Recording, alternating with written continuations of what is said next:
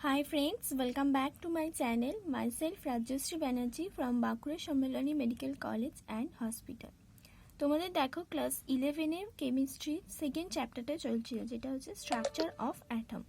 তো structure of অ্যাটমের আমরা আগের দিন জেনেছিলাম যে ডিসকভারি অফ ইলেকট্রন, অর্থাৎ ইলেকট্রন আমরা অ্যাটমসের মধ্যে, অ্যাটমসের ডাল্টনসের থিওরি অনুযায়ী অ্যাটমস হচ্ছে সব থেকে ক্ষুদ্রতম কণা, অর্থাৎ সেটাকে ভাঙা যায় না।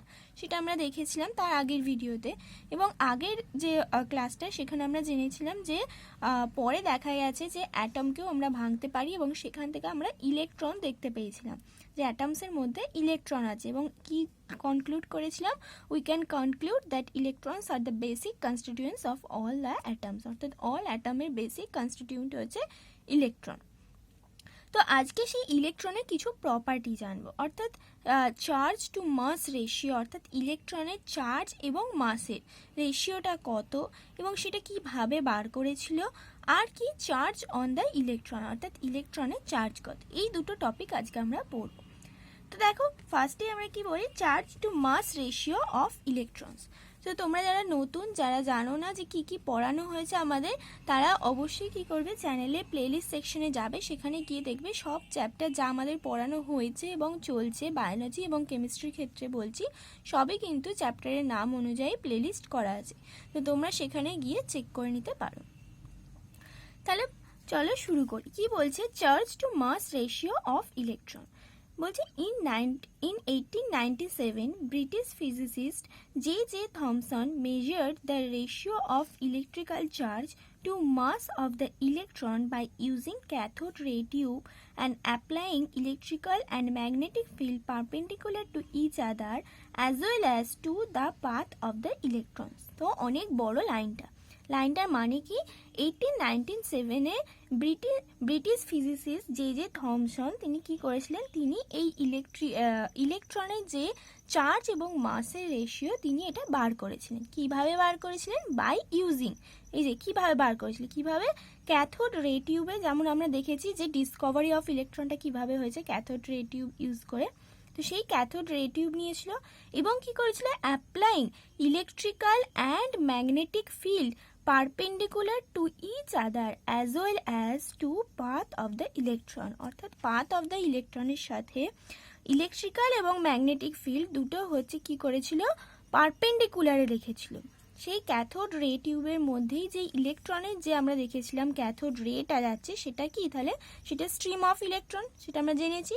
সেই স্ট্রিম অফ ইলেকট্রনের সাথে ম্যাগনেটিক ফিল্ড এবং ইলেকট্রিক ফিল্ড এই দুটোকে কি করেছিল, পারপেন্ডিকুলারে রেখেছিল। পারপেন্ডিকুলারে রেখে সে এই এক্সপেরিমেন্টটা করেছিল এবং সেখান থেকে কি ইলেকট্রন এবং ইলেকট্রনের চার্জ এবং মাসের যে রেশিও সেটা উনি বার করেছিলেন।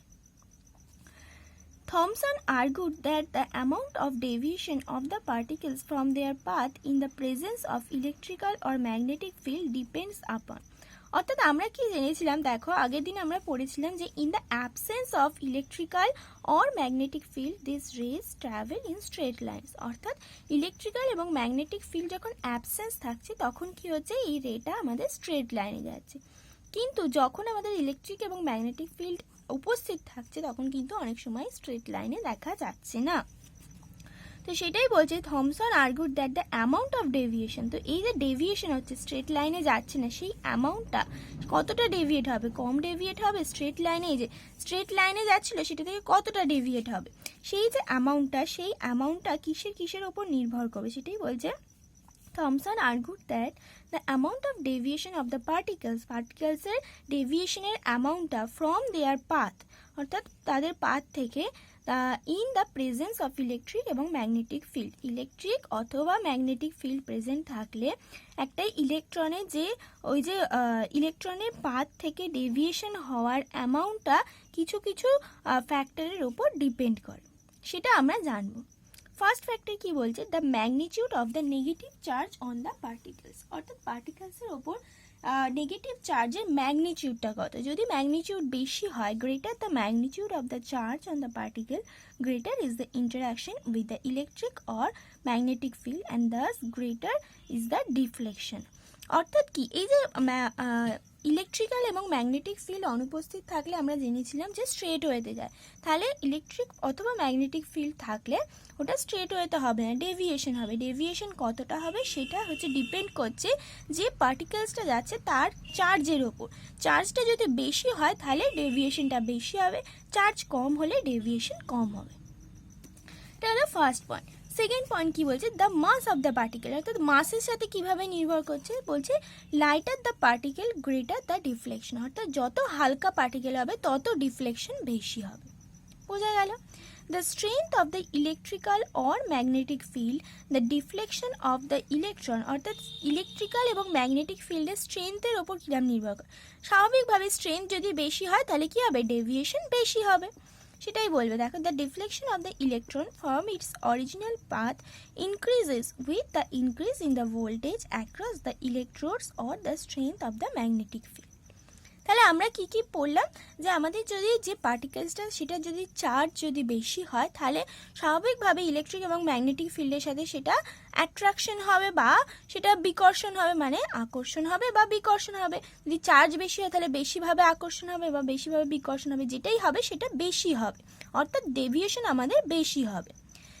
2 নম্বর পয়েন্টে আমরা বললাম মাস অফ দ্য পার্টিকেল, অর্থাৎ কোনো একটা হালকা বস্তু সেটা যতটা তাড়াতাড়ি অ্যাট্রাকশন হয়, যদি মনে করো যে আমাদের ইলেকট্রিক ফিল্ড অ্যাপ্লাইড করেছি এবং ইলেকট্রন আসছে এবং সেখানে আমাদের এমনই ইলেকট্রিক ফিল্ড দেওয়া হয়েছে সেখানে অ্যাট্রাকশন হচ্ছে।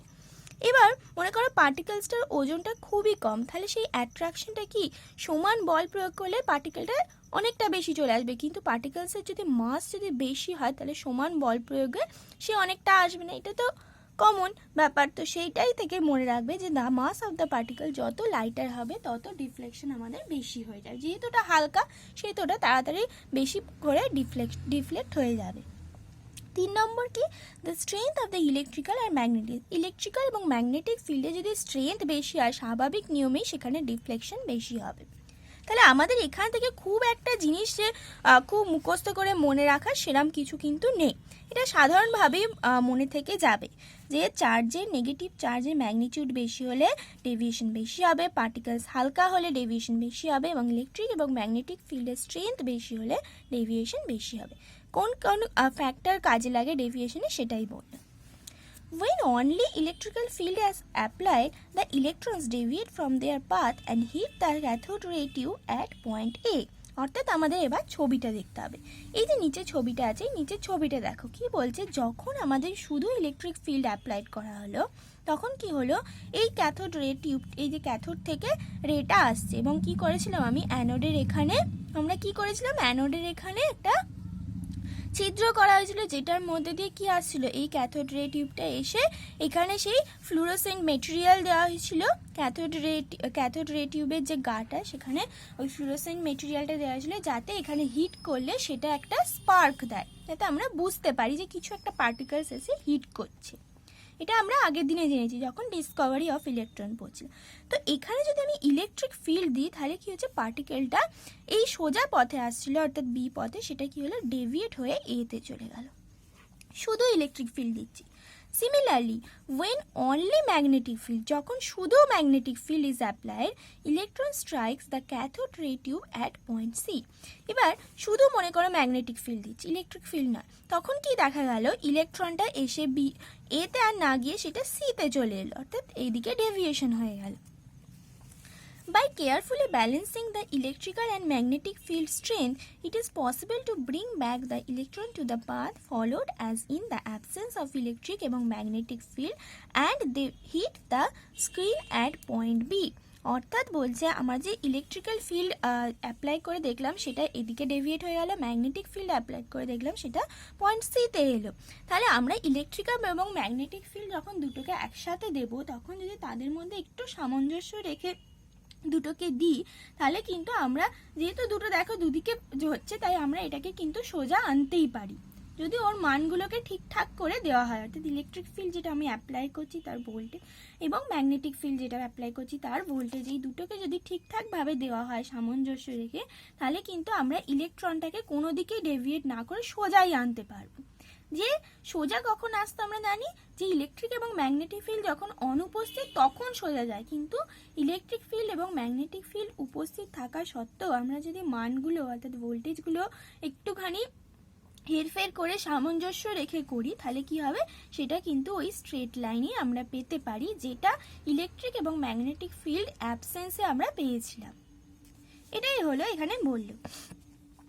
By carrying out accurate measurement, আরেকবার পড়ি এই লাইনটা, by carefully balancing the electrical and magnetic field strength, অর্থাৎ ম্যাগনেটিক ফিল্ড এবং ইলেকট্রিক ফিল্ড যেটা দিচ্ছি তার স্ট্রেংথ যেটা সেটাকে ব্যালেন্স করলাম কেয়ারফুলি করে। কি পসিবল, দেখো ইট ইজ পসিবল, এটা পসিবল কি টু ব্রিং ব্যাক দ্য ইলেকট্রনটাকে নিয়ে আসা টু দ্য পাথ ফলোড, যে পাথটায় ইলেকট্রনটা গেছিল as in the absence of electric or magnetic field, অর্থাৎ ইলেকট্রিক এবং ম্যাগনেটিক ফিল্ড যখন ছিল না তখন যে পাথটা ইলেকট্রনটা গেছিল সেই পাথটায় নিয়ে আসা সম্ভব, ইট ইজ পসিবল অর্থাৎ সম্ভব কখন, by carefully balancing electrical, carefully যদি আমরা ইলেকট্রিক্যাল ফিল্ড এবং ম্যাগনেটিক ফিল্ডের স্ট্রেংথটাকে ব্যালেন্স করি এবং সেই ফিরিয়ে এনে আমরা কোথায় আনতে পারবো, সেই বিতে হিট করতে পারবো, যেটা স্ট্রেট লাইনে আসছিল, যেটা আমরা জানতাম যে in the absence of electrical magnetic field they travel in straight line. তাহলে এখানে একটা বোঝা গেল যে অ্যাবসেন্স না হয়েও প্রেজেন্সেও আমরা ব্যালেন্সিং ইলেকট্রিক্যাল এবং ম্যাগনেটিক ফিল্ড করে আমরা ইলেকট্রনকে সোজা পথে নিয়ে যেতে পারবো। By carrying out accurate measurement on the amount of deflection observed by the electron on the electric field strength or magnetic field strength, Thomson was able to determine the value of E by m as, অর্থাৎ এই যে ডিফ্লেকশনটা হচ্ছে ইলেকট্রনের electric field দিলে এবং magnetic field দিলে সেই সমস্ত দেখে সায়েন্টিস্ট থমসন কিন্তু ওয়াজ এবেল টু আন্ডারস্ট্যান্ড অর্থাৎ ডিটারমাইন অর্থাৎ ই বাই এম অর্থাৎ charge to mass ratio of ইলেকট্রনটা তিনি ডিটারমাইন করতে পারলেন, অর্থাৎ তিনি বার করতে পারলেন। সেটা কত বেরোলো, সেটা হচ্ছে এটা E by M equals to 1.758820 into 10⁻11 coulomb per KG. Coulomb কেন, ইলেকট্রিকানের এখানে হচ্ছে ইলেকট্রনের চার্জ, ওপরে চার্জ তো এই যে চার্জ ছিল তাহলে চার্জের জন্য আসছে কুলম, আর মাস হচ্ছে নিচে আছে তাহলে নিচে হচ্ছে কেজি, কেজিটাকে যখন ওপরে লিখেছে কেজি -1 লিখেছে টু দি পাওয়ার, এটা তোমরা কেজিটা নিচেও লিখতে পারো, কোনো প্রবলেম নেই।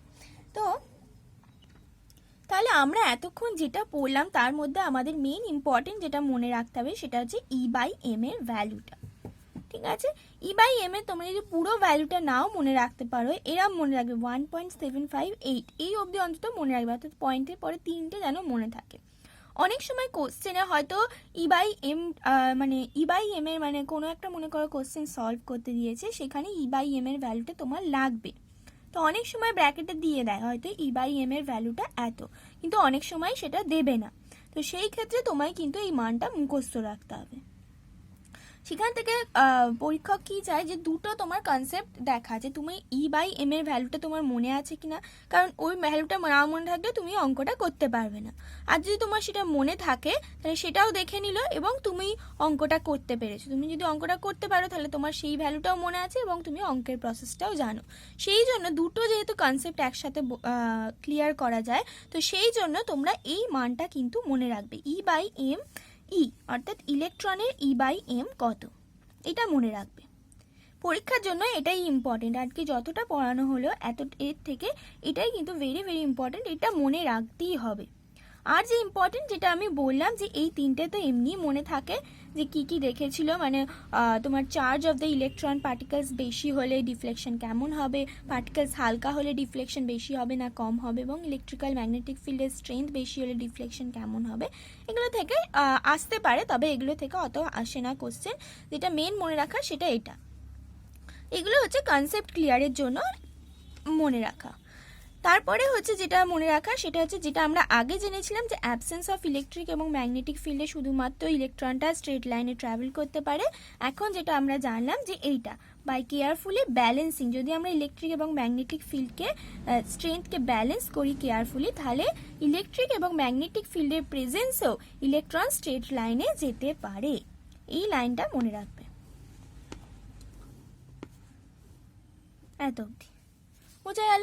তাহলে এরপরে আমাদের কি আছে দেখো, where me is the mass of the electron in kg, অর্থাৎ ইলেকট্রনের মাস এখানে কেজি ধরা হয়েছে, and E is the magnitude of the charge on the electron, অর্থাৎ E হচ্ছে চার্জ, উপরেটা হচ্ছে চার্জ আর নিচে ME মানে হচ্ছে মাস অফ ইলেকট্রন। এই ইটা মানে হচ্ছে যেহেতু ইলেকট্রনের মাস বার করা আছে তাই ME। যখন আমরা প্রোটনের মাস বার করব তখন কি লিখব, M লিখব মাসের জন্য, আর প্রোটনের যেহেতু বার করা আছে নিচে P লিখব, তখন আমরা দেখব। তাহলে উপরে ইলেকট্রন যেহেতু চার্জ, এটার জন্য হবে কুলম, সেটাই বলেছে যে চার্জের ম্যাগনিটিউডের জন্য এখানে হচ্ছে কুলম ইউনিটটা, আর সিন্স আর তোমার মাসের জন্য হচ্ছে কেজি, সেই জন্যই এটা ইউনিট হয়েছে কুলম পার কেজি। অনেক সময় এরকম আসে unit of E by M, তখন unit of E by M তোমরা যদি ভুলেও যায় এটা মুখস্থ করার কোনো দরকার নেই, কারণ unit of E by M বললে ই হচ্ছে আমরা জানি চার্জ, চার্জের ইউনিট হচ্ছে কুলম হয়, আর এম হচ্ছে মাস, মাসের ইউনিট কেজি হবে। তাহলে সেখান থেকে তোমরা সহজেই অ্যান্সারটা দিতে পারবে কুলম পার কেজি।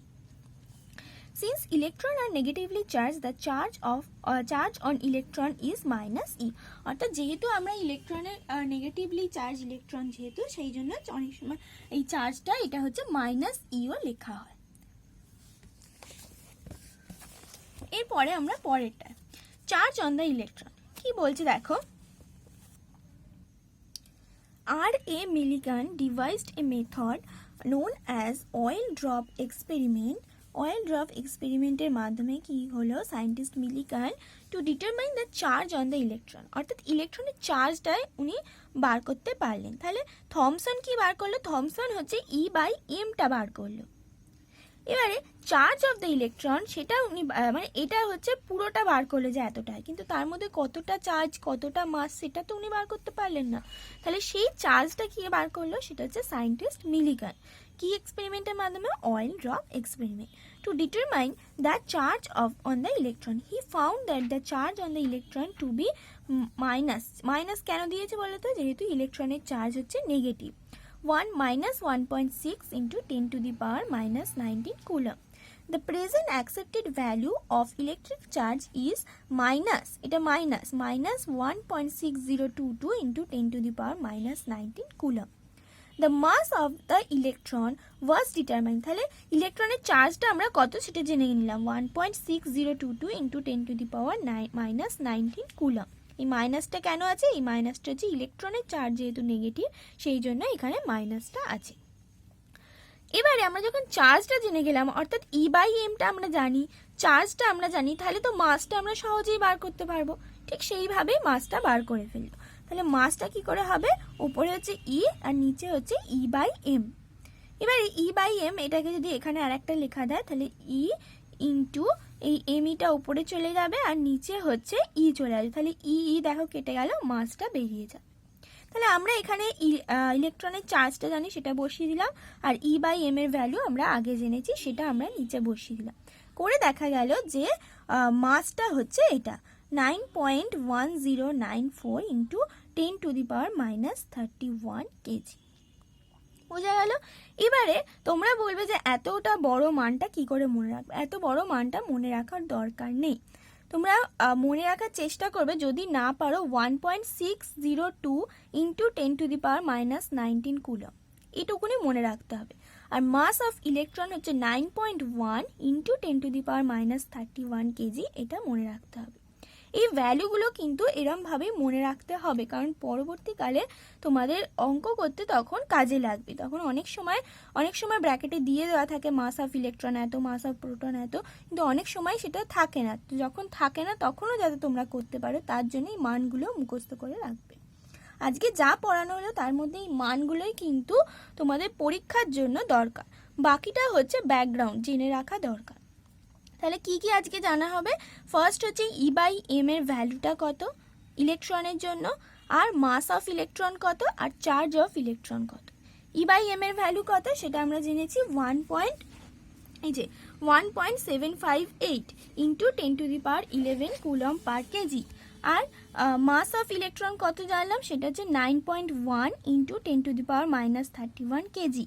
আর চার্জ অফ ইলেকট্রন কত, 1.602 into 10 to the power minus 19 coulomb. এই মাইনাসটা কেন আছে সামনে, এটা হচ্ছে ইলেকট্রনের চার্জ যেহেতু নেগেটিভ তাই এই মাইনাসটা আছে। ওকে, তাহলে আজকে আমরা এই অবধি পড়লাম। পরের দিন আমরা পড়বো ডিসকভারি অফ প্রোটনস অ্যান্ড নিউট্রনস। এখানে আছে মিলিকান্স অয়েল ড্রপ মেথড, যেটা আছে এটা নিজেরা পড়তে পারো। এটা পরীক্ষার জন্য কোনো ইম্পর্টেন্স নেই, অর্থাৎ পরীক্ষা এখান থেকে কোনো রকম কোশ্চেন আসে না, তবু এটা একটা জানার জন্য পড়ে রাখতে পারো। আমি পরে সেরকম হলে পড়িয়ে দেবো, এটা নিজেরাও পড়ে বুঝতে পারবে, সহজই আছে। পরীক্ষার জন্য যেগুলো ইম্পর্টেন্ট বললাম সেগুলো একবার কিন্তু ভালো করে দেখে নেবে। ওকে, থ্যাংক ইউ।